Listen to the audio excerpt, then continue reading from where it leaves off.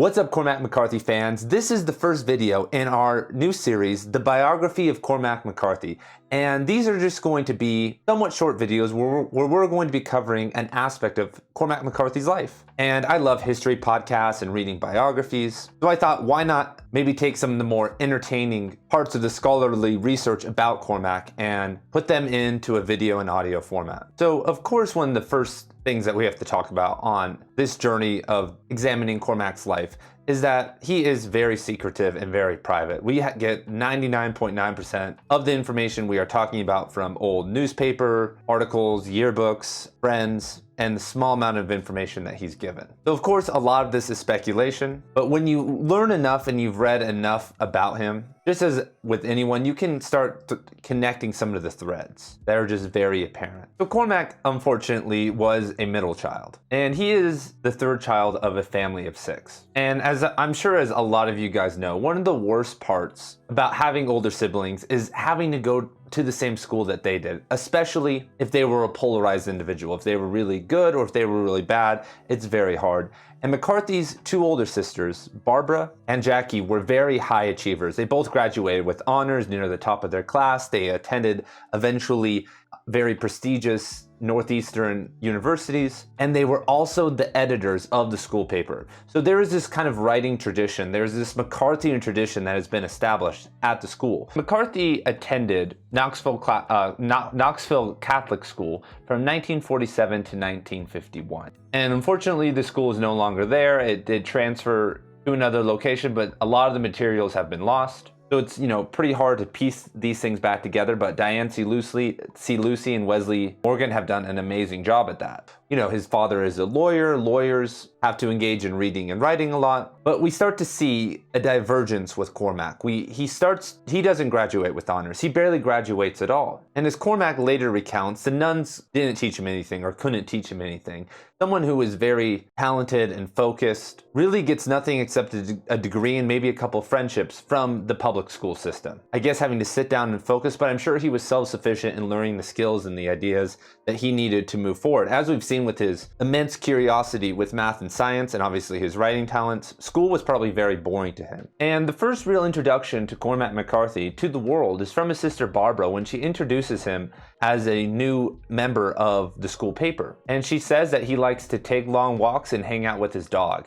And that sounds exactly like the kind of guy, who he writes about later on. That's the type of person who engages with nature and science, who loves his dog. And I want to point you guys to this Wesley G. Morgan's article where he talks about a lot of this. And he says, his sister describes him as, quote, a dreamer who likes to let his mind wander through fields of dove, across a smooth lake in an early morning quest for pickerel, or up to the trout streams of the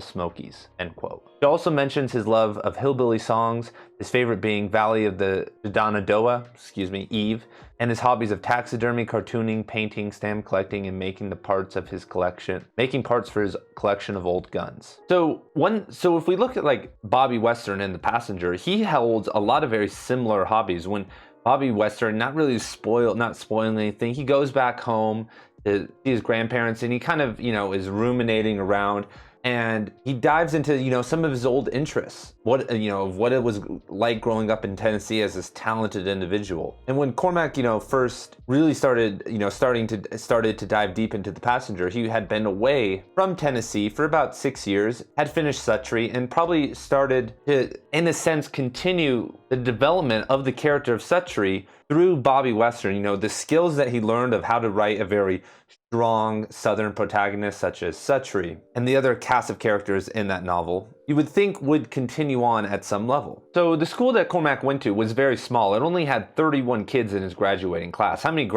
kids graduated with your class? I think I was close to 1,000 kids in my class. However, this was a private Catholic school that his parents had to pay money for. And it's so funny, they charged a higher fee for Jews and Protestants. I don't think you can get away with that anymore with the Civil Rights Act, can you? I think that's illegal. It was a very traditional school. There were the typical practices of hazing and hierarchy between the freshman and the senior, and rules about what you can do and not do through the certain through the years.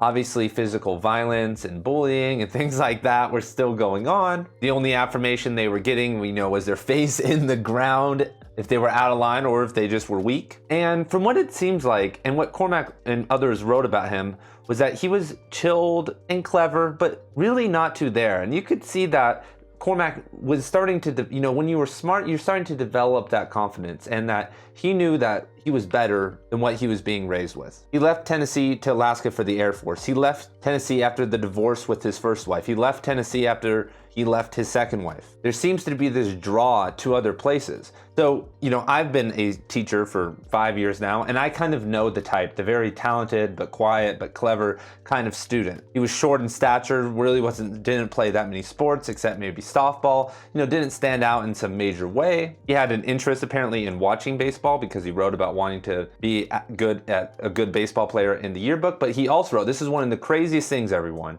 He said in the yearbook that his main aim in life was to become rich, which is somewhat ironic, but also not, because you look at his life and he's living in poverty, right? But everything that everyone was saying to him was throughout his life was, hey Cormac, you need to go get a job. You need to go be this normal type of person. And then you can write on the side. But if Cormac had an ambitious mindset, which I think he really does, he's a Cancer, even though all of you guys hate astrology. We can see from his Oprah interview, his love of screenplays, showing up at Hollywood premieres, he isn't shy of the limelight necessarily. Also, the rumors of him, getting with younger women and picking up girls in bars at Santa Fe, basically probably just with his talent and name alone. What I'm trying to say is that when he was in poverty, there was probably still a desire to be rich, to do something great, to finally make that breakthrough. He was being told by a very famous editor that you're great, that you're one of the best writers around right now, that you can make it one day. So I'm sure he was imagining through all that grind, the success, what he was going to be able to do. Another very nice note is that Cormac had a friend whose name was Jim, and Jim ended up being personified as J-Bone in Suttree.